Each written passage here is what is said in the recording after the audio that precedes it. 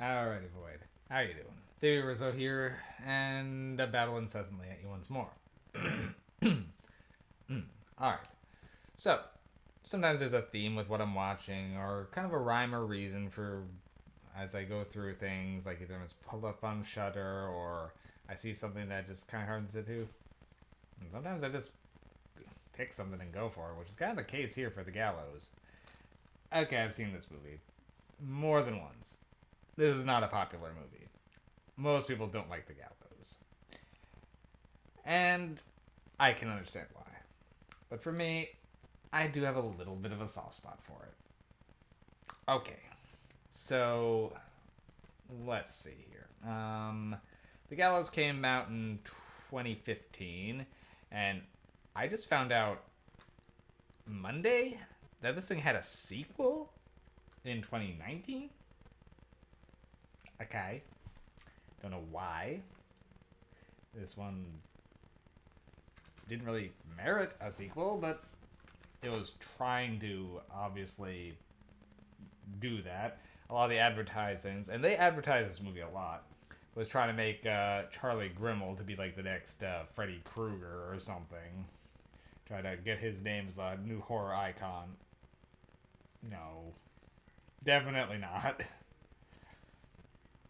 But anyway, so The Gallows is a found footage film focusing around a high school play of the same name. Now, 20 years ago, there's a big gallows noose set piece in this play, and there was a terrible actor. Well, there's that too. There was a terrible accident, and one of the lead actors was hung and died. And now they're trying to put on the same play again. How the school is going to let this happen, as it's one of the most infamous events at the school. I don't know. They don't really explain it. They kind of indicate that there was a struggle before this to get this movie the play greenlit, but I can't see any world where that actually would happen, regardless of their arguments. But I digress. So, they're determined to put on this play. Now, our main character, Reese, is not really the great of an actor. He's a football player who quit the team and is now determined to go into theater because he has a crush on the person who's running the theater, or the drama club, essentially. A girl named Pfeiffer, who's pretty much got the lead role opposite him in The Gallows, and she's pretty much most into acting out of any of them. Now, our cameraman is a man named Ryan, and he's annoying. Now, he's one of the main reasons people don't like this movie is he is an asshole. He's a dick, and you have to spend a good chunk of the movie with him. Now, and also the main character makes some very bad choices too in Reese. Now, Ryan discovers that there's a door that does not lock, and decides that he's going to help his friend out by encouraging him to go and trash the set the day before the play, so they can't put it on, and it's not his fault, so because he's going to bomb because he's a very terrible actor. And then all his problems are solved, which is a terrible thing to do. These are terrible people. Yeah, so there's a trend for a while, and it's still ongoing, where they put a bunch of terrible people in a horror movie so you can just enjoy getting them killed off. Me, I do prefer it when there's at least most of the cast is likable. That way it means something when they die.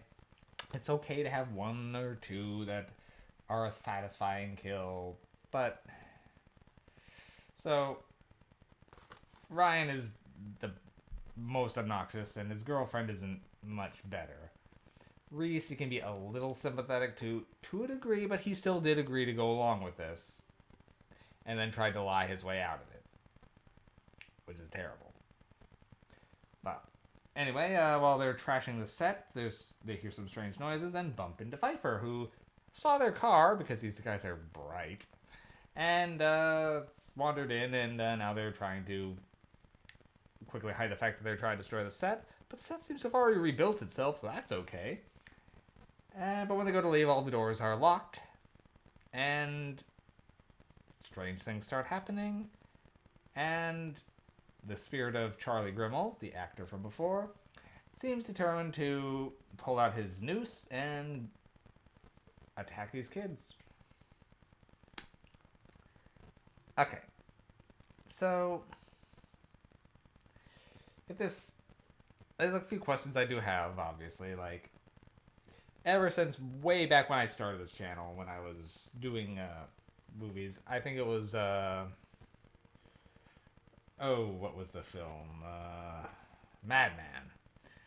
That I complained a lot about, why is this happening now?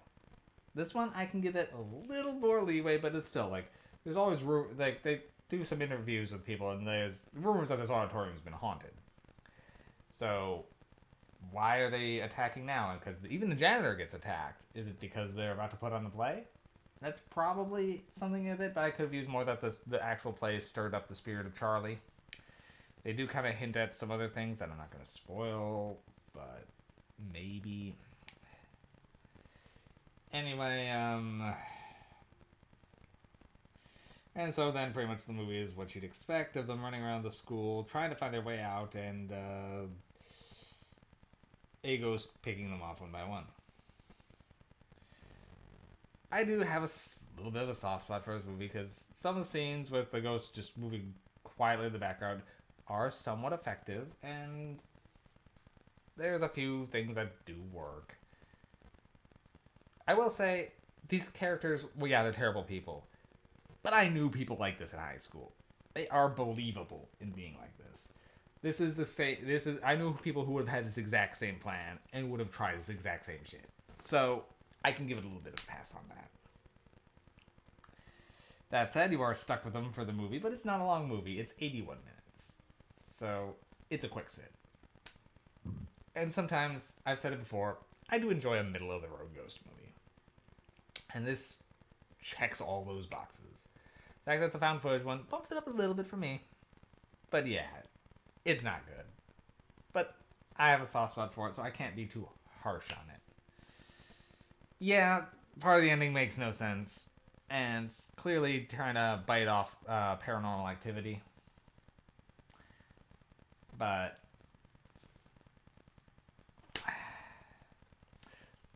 no, some of the effects aren't great. Like, when you just see this blurred image of a hangman, yeah, those aren't really working. But there's a few other instances where there's a figure moving quietly that does work. I will say it took me a couple of viewings to realize that the janitor actually got killed because it's so dark at points. It's just him. There's just a body hanging above them, and they're trying to figure out. And one guy's like not sure what it is seeing. But yeah, part of me almost feels dirty giving this a 5 because, like I said, I can't really, in good faith, recommend the Gallows. But it does hit me a little bit. So, do I give it the 5?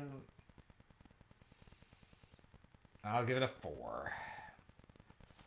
4 MacGuffins for the Gallows. For me personally, I do probably enjoy it more than a 4, but its problems are evident and they can be glaring. I really don't know what else to say on this. It's your basic found footage ghost movie.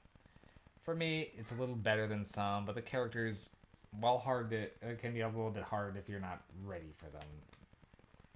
They can be obnoxious. But like I said, for me, it just had a bit of a nostalgia feel, despite how recent it is. And just because it felt like I knew these characters. Because I feel like I did. That said, the only real cool effects are the girl like getting this noose effect along her neck. And that slowly darkens before she is eventually dragged off. It gave me some Fatal Frame vibes, really. But it's not good, but it works for me. Not a glowing endorsement, I know. But if you're at all curious, it's a quick sit.